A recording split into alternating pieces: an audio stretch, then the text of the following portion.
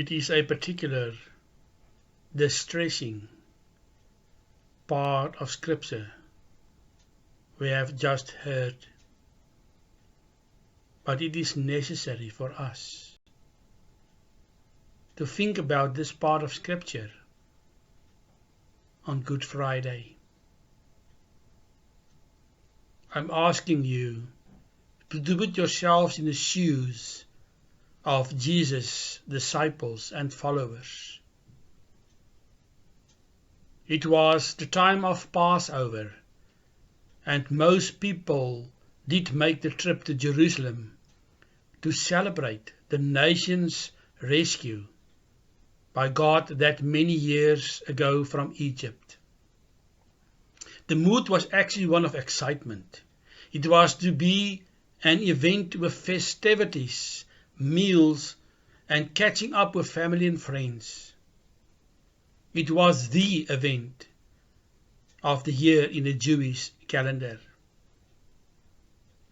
The previous year they parted ways with the words encouraging the next meeting the following year.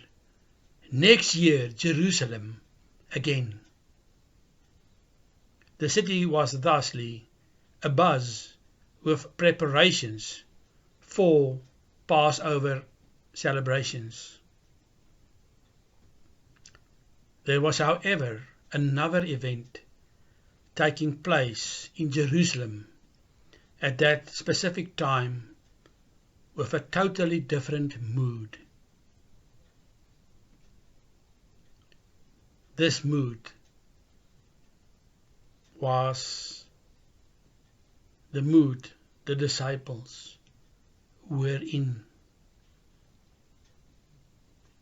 This mood was set on because it was the trial and later the crucifixion of what people described as a great prophet. Some even dared to call him the Messiah. It was the trial and killing of the one called Jesus of Nazareth. It was he who agitated, challenged, and exposed the high priest and Pharisees and their supporters to be what they really are, false.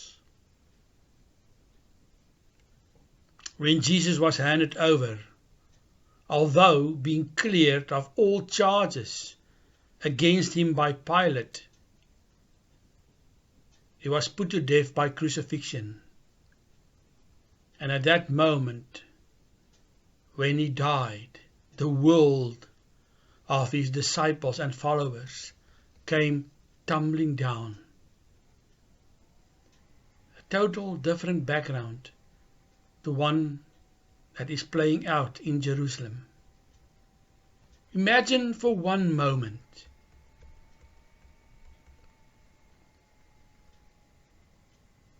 and it only being an imagined scenario that something would befall the Queen. I was truly impressed with her speech on Sunday, brought the people together and really carried them on her heart. It showed true leadership, and that's why I chose her as an example. Imagine if something would befall her. The whole of Great Britain, and I can imagine in lots and lots more parts of the world, will fall in turmoil with lots of questions and arguments, but also a great feeling of loss, nearly unimaginable. The death of Princess Diana showed us what a bereaved nation truly looked like. It is that very same feeling the disciples and Jesus' followers are experiencing right at this moment in Scripture. They feel, yet they don't know what to feel. They are in shock and cannot believe their eyes. Their Messiah, their leader, their King, just died in front of their eyes. All that they believed seemed to disappear into the gutter. He was supposed to be the one to save them all. He was supposed to bring back the glory to the Jewish nation. He would conquer the world, but now he's dead. They saw him breathe his last breath. What to do? Where to go? What next? I believe that is why most of them stayed in the background throughout the trial. On the way to Calvary and the crucifixion of Jesus, they were in a kind of shock and in a state of fear. If they could arrest Jesus without people rising up to the defense of Jesus, what chance do they have? They could easily be arrested themselves. So their whole world came tumbling down. The one they depended on is dead.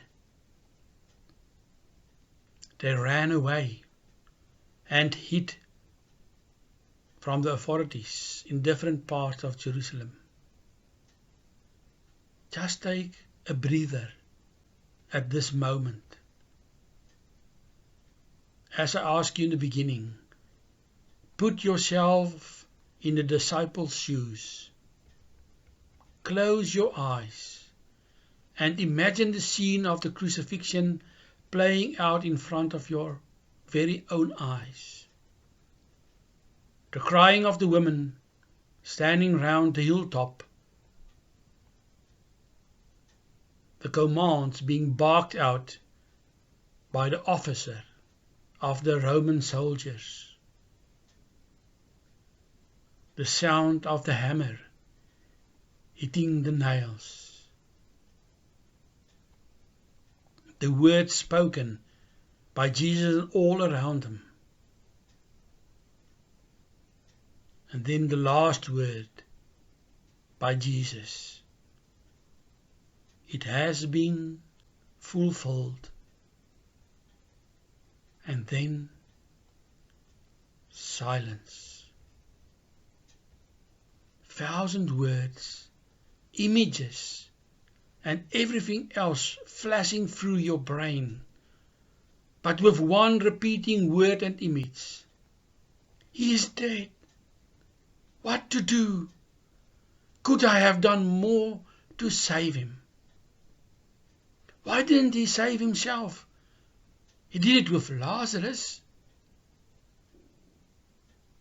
Why, at this particular moment, when we need to be celebrating?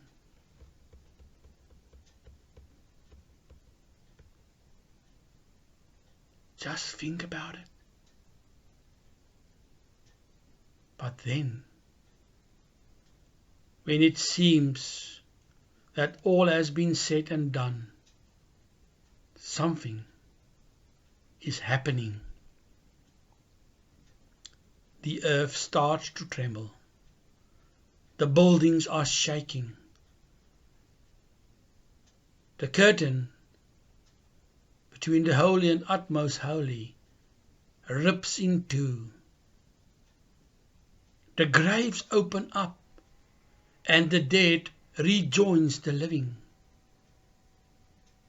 It seems that an answer is on its way.